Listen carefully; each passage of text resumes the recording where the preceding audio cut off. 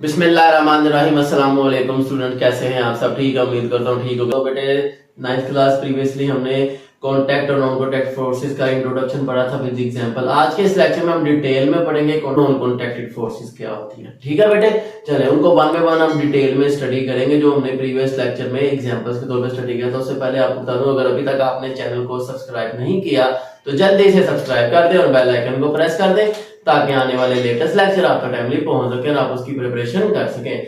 तो बेटे वीडियो को स्टार्ट करने से बताता हूं, अगर आपको कोई प्रीवियस टॉपिक स्किप हो गया तो अपनी 9th क्लास की फिजिक्स प्लेलिस्ट है, आपको डिस्क्रिप्शन में भी लिंक मिल जाएगा और स्क्रीन के टॉप राइट कॉर्नर पे भी आपको शो हो रही होगी। ठीक है, आपने उसको ओपन करके कोई भी टॉपिक आप समझ सकते हैं। फर्दर आपने कोई और टॉपिक समझना है आप मुझे कमेंट सेक्शन में बता सकते हैं। चलिए वीडियो को स्टार्ट करते हैं बेटे। सबसे पहले बात करते हैं जी कॉन्टैक्ट फोर्सेस के बाद हमारा नेक्स्ट जो टॉपिक है वो है नॉन कॉन्टैक्ट फोर्सेस।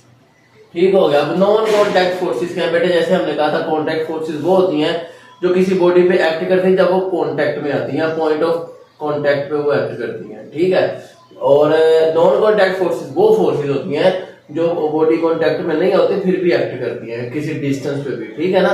हाँ, यानी कि forces that acting on a body when they are not in physical contact, कि जब ऑब्जेक्ट आपस में कांटेक्ट में नहीं है बट स्टिल उन पे एक फोर्स लग रही है तो वो फोर्स क्या कहलाएगी? Non contact force. ठीक हो गया। अब बेटे आगे इसकी एग्जांपल्स की बात करते हैं। तो इसकी भी कुछ एग्जांपल्स हैं हमारे पास जिनको आज हम डिटेल में स्टडी करेंगे। ठीक हो गया। हाँ, और ये नॉन कॉन्टैक्ट और आगे जो नेक्स्ट टॉपिक है हमारा जो है फंडामेंटल फोर्सेस, ये भी आपस में मिलते हैं। ठीक है, कुछ इनमें से फंडामेंटल भी। जैसे पहला नाम हमें जो बताया गया है वो है ग्रेविटेशनल फोर्सेस। अब ग्रेविटेशनल फोर्स एक बहुत डिटेल टॉपिक है, आपको लॉन्ग क्वेश्चन आ सकता है, right along non contact forces. तो बेटे हम बता सकते हैं सबसे पहले ग्रेविटेशनल फोर्स के बारे में। तो बेटे सबसे पहले हम बताते हैं कि ये एक नॉन कॉन्टैक्ट फोर्स है। ठीक हो गया, because it acts on every single object present on the earth. जो कुछ अर्थ पे प्रेजेंट है, मिसाल के तौर पे हमारे पास अर्थ की मैं अगर डायग्राम ड्रॉ करूं तो इसके ऊपर इसके अंदर एक रीजन है, ये फील्ड है इसकी, जिसे हम ग्रेविटेशनल फील्ड कहते हैं। इसके इनसाइड कोई भी ऑब्जेक्ट आएगा, किसी भी जगह पे आएगा तो ये इसको अपनी तरफ क्या करेगी? अट्रैक्ट करेगी, खींचेगी, पुल करेगी। ठीक है, इसलिए हम इसे कहते हैं ग्रेविटेशनल फोर्स, ALBF। ठीक हो गया, ग्रेविटेशनल फोर्स। तो बेटे इसके बारे में बताया जाता है कि ये हमारी नॉन कॉन्टैक्ट फोर्स है। इसकी बेस्ट एग्जांपल जो है हमारे पास, जो हमने बहुत सुनी हुई है, न्यूटन की, के एक सेब के दरख्त के नीचे बैठा था, सेब नीचे गिरा और उसने सोच के न्यूटन का लॉ बना दिया ग्रेविटेशन का। ठीक है, वो लॉ ये था कि जो फोर्स है दो ऑब्जेक्ट के दरमियान, एक अर्थ और एक वो ऑब्जेक्ट, जिनको नाम दे दिया M1 M2, इनके मैसेज के प्रोडक्ट के डायरेक्टली प्रोपोर्शनल है, आमने सामने, और जितना मैस ज्यादा होगा उतनी फोर्स ऑफ ग्रेविटी भी ज्यादा होगी। ये बात हमें भी पता है। हम देखते हैं हमारे हाथ में एक ईंट है और एक तरफ पेज है। ठीक है ना? दोनों में से कौन पहले जमीन पे पहुंचेगा? जिसका वेट ज्यादा है। ठीक है, जैसे हम मिसाल ले सकते हैं कि हमारे पास एक ये बुक है और ये एक बुक का एक पेज हो, तो जिसका वेट ज्यादा हो तो वो पहले जमीन पे पहुंचेगा। ठीक है, हाँ, तो ये एक्सपेरिमेंट भी हम कर सकते हैं। तो बेटे इसी तरह आगे बात करते हैं, और जितना इनके दरमियान डिस्टेंस ज्यादा होगा उतनी ये फोर्स वीक होगी। ठीक हो गया। तो इसलिए बेटे यहाँ पर एक कांस्टेंट लगाते हैं G की वैल्यू भी आपने याद करनी है। कांस्टेंट ऑफ ग्रेविटेशन है 6.673 10⁻⁻11 न्यूटन मीटर स्क्वायर पर केजी स्क्वायर। ये हमारी इस G की वैल्यू है, ये कांस्टेंट ऑफ ग्रेविटेशन है, ये ग्रेविटेशन कांस्टेंट है। ठीक है, हम नेक्स्ट इसमें बता सकते हैं इसकी इसी टॉपिक में हमारे पास वेट की डेफिनेशन का जिक्र आया हुआ है। वेट क्या है? ठीक है ना बेटे, जिसको इन्होंने बताया हुआ है कि weight is a gravitational pull, जो हम चैप्टर 1 में भी उसको स्टडी किया था फिजिकल बैलेंस वाले टॉपिक में, ठीक है। और इसी तरह 2 टॉपिक आगे इस चैप्टर में हम डिटेल में पढ़ेंगे, मास और वेट में डिफरेंस, ठीक है ना। तो यहाँ आपको शॉर्ट में बताया तो वेट क्या है, gravitational force acting on a body. किसी भी ऑब्जेक्ट पे जो ग्रेविटी की फोर्स अर्थ की एक्ट करती है, जमीन के हिस्सों की तरफ खींच लिया, वो उसके किसके इक्वल है, वेट पे। जैसे ये मान लो मैंने ऊपर थ्रो किया लेकिन ये वापस डाउनवर्ड मूव कर रहा है, why, it is due to gravitational force. अब देखें मार्कर हवा में है लेकिन स्टिल डाउनवर्ड मूव कर रहा है, कोई चीज इसको अपनी तरफ खींच रही है जमीन, वो कौन सी फोर्स है, ग्रेविटेशनल नॉन कांटेक्ट फोर्स है, ठीक है बेटे। हाँ नजर नहीं आ रही। और ये एक डिस्टेंस, अब देखें ना मैं जमीन से कुछ डिस्टेंस पे है ना, ये मार्कर है, लेट्स से ये 1.5 मीटर की हाइट पे है लेकिन स्टिल ये जमीन की तरफ मूव कर रहा है, क्यों, क्योंकि नॉन कांटेक्ट फोर्स है, ग्रेविटेशनल फोर्स। तो बेटे इसकी काफी एग्जांपल्स के साथ हम इसको डिफाइन कर सकते हैं, ठीक हो गया। इसी तरह सेकंड नेम है जो हमारे पास, वो है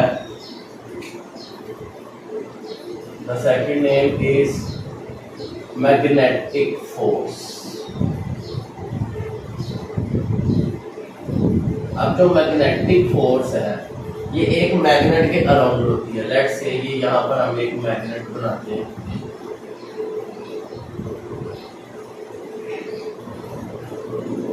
ठीक हो गया। अब ये जो मैग्नेट है, अब इसके सराउंड पे लेट्स से यहाँ पर हमारे पास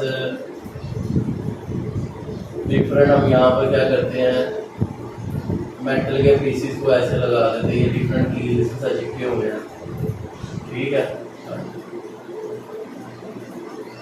तो ये सराउंडेड हुआ है किससे, मेटल के पीसेस से जो इसके साथ चिपके हुए हैं ड्यू टू अट्रैक्शन, ठीक है। तो आप ऐसे बता सकते हैं कि ये सारे मेटल पीसेस आपस में एक दूसरे के साथ ऐसे चिपके हुए हैं इस मैग्नेट की वजह से, ठीक है। हाँ तो यहाँ हम लिखेंगे कि all the metals attracted towards the magnet due to magnetic force, right. तो ये आपने याद रखना है, डायग्राम बना के आप इसको एक्सप्लेन करते हैं। बुक में हमारे पास ये वाला मैग्नेट नहीं है, बुक वालों ने दूसरा मैग्नेट बनाया है। अब यहाँ पर कुछ प्रॉपर्टीज बताई गई है, वो प्रॉपर्टीज ये है कि ये जो हमारे पास नॉर्थ पोल है, लेट्स से एक और मैं यहाँ डायग्राम ड्रॉ करके आपको बताता हूँ, ठीक है।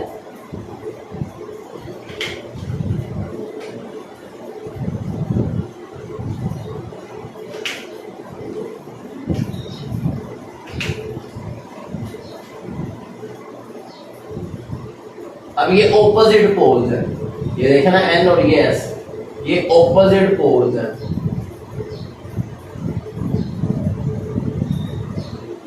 ये एक दूसरे को क्या करेंगे, अट्रैक्ट करेंगे, ये इसको अपनी तरफ अट्रैक्ट करेगा, ये इसको अपनी तरफ अट्रैक्ट करेगा। यहाँ पर क्या हो रही है, अट्रैक्शन हो रही है, ये बात आपने ज़हन में रखनी है, अट्रैक्शन है यहाँ पे, ठीक हो गया। लेकिन अगर हम बात करेंगे यहाँ पर सेम की,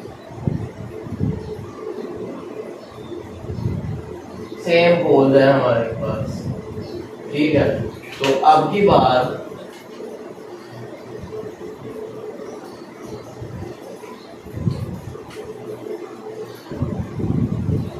ये देखें, ये सेम हम साइड आ गई हैं, दोनों एस हैं, दोनों पोल क्या करेंगे, एक दूसरे को ये क्या करेंगे, रिपेल करेंगे, रिपेल ईच अदर। क्यों, क्योंकि ये क्या है, सेम पोल है, दीज आर सेम पोल। तो ये हमारे को बुक में उसने बताया हुआ है कि opposite pole attract each other, same poles repel each other, ठीक हो गया। हाँ जी, आगे फर्दर हम इस चैप्टर में नेक्स्ट में पढ़ेंगे कि मैग्नेट क्या होता है, मैग्नेटिक मटेरियल क्या होता है, ठीक हो गया। तो आपको नॉन मैग्नेट क्या होता है, तो आपको मैं सिंपल वैसे बता देता हूँ कि जितने में मेटल्स हैं ये हमारे पास मैग्नेटिक मटेरियल है, क्योंकि ये मैग्नेट की तरफ अट्रैक्ट होते हैं।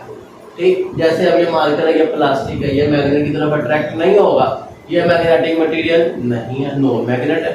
ओके, ये दोनों समझ आ गया। और मैग्नेट क्या होता है?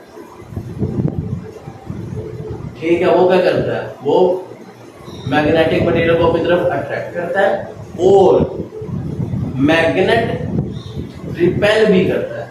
इस तरह से अट्रैक्शन भी होती है ऑपोजिट में और सेम में रिपेल भी होती है। ये बात आपने ज़हन में रखनी है, खाली अट्रैक्शन नहीं करता मैग्नेट, रिपल्शन भी करता है। क्लियर? ओके, तो ये हमारे पास छोटा सा टॉपिक है, लेकिन मैंने आपको ये जरा डिटेल में बताया ताकि आपको क्लियर हो जाए। बेटे इसी तरह नेक्स्ट हमारे पास है जी इलेक्ट्रोस्टैटिक फोर्स। ठीक हो गया। इसको आपको मैं वैसे बताता हूँ, मैंने प्रीवियस में बताया था कि जैसे हम बालों में हम कंघी को रब करके छोटे छोटे पीस ऑफ पेपर के करीब करते हैं तो उसके साथ अपनी तरफ खींच लेता है उसको, ठीक है ना। अब वो क्यों खींच लिया उसने? Due to attraction. कौन सी अट्रैक्शन? Electrostatic force. जमीन पे बिजली गिरती है, जब बादल आपस में गरजते हैं, थंडर क्लाउड जिसे बोलते हैं, ठीक है ना, जब आपस में वो टकराते हैं क्लाउड्स, तो उससे क्या प्रोड्यूस होता है? उन पे चार्ज, और जमीन पे उसका ऑपोजिट चार्ज आता है, जिससे क्या होती है? जमीन पे बिजली गिरती है उस पॉइंट पे और उसे इलेक्ट्रोस्टैटिक चार्ज बोलते हैं। इसी तरह मैंने आपको एग्जांपल दिया उसकी, क्या हमारे पास दो बलून हैं, हम उनको आपस में रब करके एक दूसरे करीब लाए, वो दूसरे को रिपेल करेंगे। ये क्यों है? Due to electrostatic force. ठीक है, चले इसको डिटेल जी। तो बेटे इसी तरह नेक्स्ट हमारे पास नाम है इलेक्ट्रोस्टैटिक फोर्स। Electrostatic force. अब ये कौन सी फोर्स है?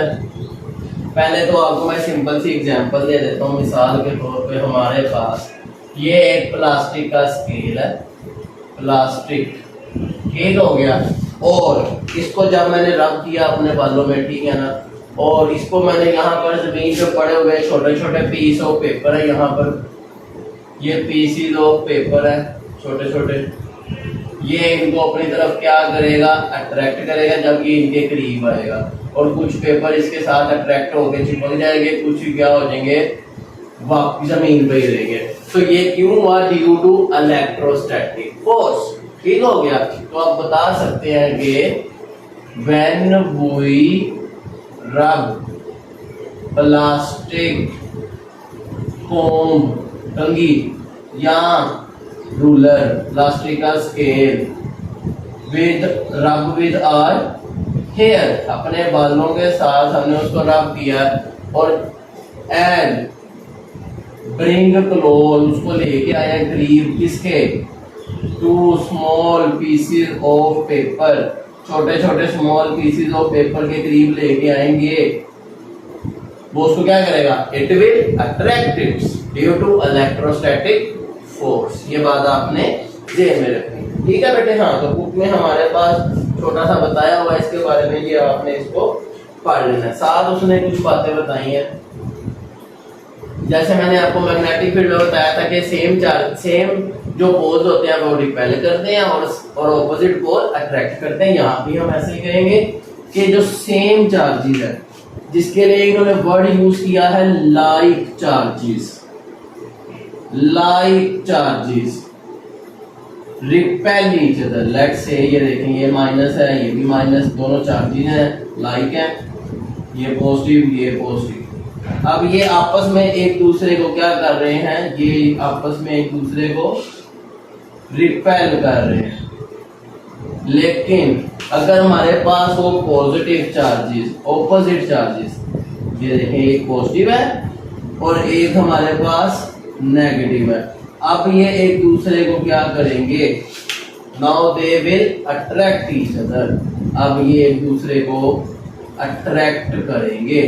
उम्मीद है आपको बात समझ आ गई। तो बेटे इस तरह ये बुक में मैं थोड़ा सा बताया, ये एग्जांपल मैंने खुद से ऐड कर दिया ताकि आपको समझ आ जाए, ठीक है। हाँ, और बुक में बलून्स की एग्जांपल बनी हुई है कि बलून्स एक दूसरे को रिपेल करेंगे। बलून्स बनाना आसान है वैसे, ठीक है ना। हाँ, तो वो भी आप ड्रॉ कर सकते हैं। इसी तरह बेटे एक छोटा सा नाम इन्होंने साथ अगेन लिख दिया है, weak and strong nuclear forces. तो साथ उन्होंने कहा है कि इसको हम डिस्कस करेंगे नेक्स्ट पोर्शन में, जो क्या है नेक्स्ट टॉपिक हमारा फंडामेंटल फोर्सेस।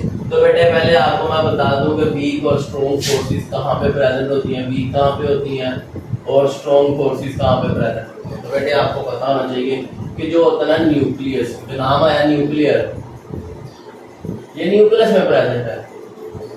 सेकेंड ईयर की बुक में ना लास्ट पे 2-3 लाइनें इसके ऊपर लिखी हुई और अभी नई बुक में ऐड हो गई 9th क्लास में ही, ताकि आपको पता चले ये स्ट्रॉन्ग वीक न्यूक्लियर फोर्सेस कहाँ पे होती हैं। तो आप बताएंगे इनसाइड द न्यूक्लियस, न्यूक्लियस के inside the nucleus these forces are present between, मौजूद होते हैं ये दरमियान में, किन के दरमियान में, न्यूक्लियॉन्स। अब न्यूक्लियॉन्स कौन से हैं, जैसे आपको पता है प्रोटॉन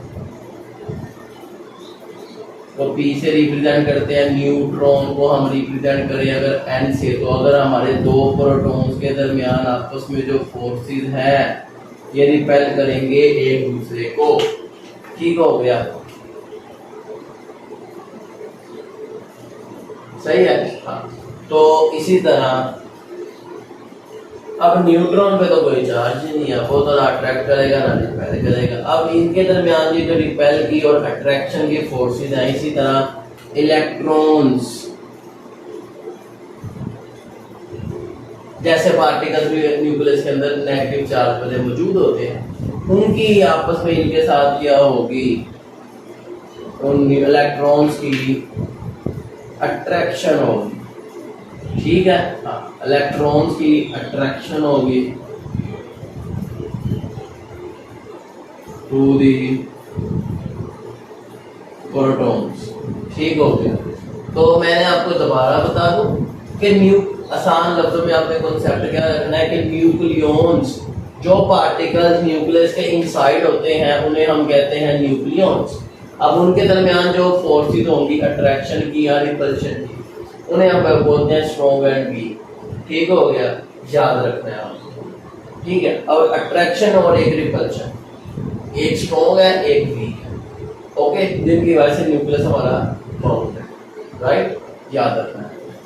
तो बेटे इसी तरह ये आपको मैंने शॉर्ट में थोड़ा बता दिया, आपने ये ऐसी चीजें बता दें। ये तो मैंने समझाने के लिए बताया आपको, प्रोटॉन की आपस में रिपल्शन होती है, इलेक्ट्रॉन्स के जैसे पार्टिकल्स न्यूक्लियस के इनसाइड लाई करते हैं, उन पे नेगेटिव चार्ज होता है और वो प्रोटॉन के साथ अट्रैक्ट होते हैं। बेटे 18 काइंड्स ऑफ पार्टिकल न्यूक्लियस के अंदर करते हैं लाए। ठीक है, ये भी आपको एमसीक्यूज पता होना चाहिए। अब उनमें से मैंने आपको कुछ बताए हैं, यहाँ पे 1-2 के नाम लिए और सिर्फ प्रोटॉन न्यूट्रॉन का जिक्र किया मैंने। अब ये आपको बुक में सिर्फ इतना था बताया, बाकी ये मैंने आपको समझाने के लिए एग्जाम्पल दी है। ठीक है, हाँ, आपने अकॉर्डिंग टू बुक पेपर में लिखना है। तो बेटे ये हमारा था टॉपिक नॉन कॉन्टैक्ट फोर्सेस के बारे में। उम्मीद है आपको बात समझ आ गई होगी। नेक्स्ट लेक्चर में हम पढ़ेंगे फंडामेंटल फोर्सेस को, जिसमें हम इसको बड़े डिटेल में पढ़ेंगे। अभी आपने जस्ट ये एक लाइन इसकी याद करके इस टॉपिक में ऐड कर दिया, दैट्स ओके। हाँ जी, और साथ आप एग्जांपल दे देंगे फोर्स बिटवीन टू प्रोटॉन्स और फोर्स ऑफ रिपल्शन। ठीक है, this is the example of स्ट्रोपिक फोर्सेस। ठीक हो गया। तो बेटे इसी तरह हम मिलते हैं आपसे नेक्स्ट वीडियो में। सी यू देन, अल्लाह हाफिज़।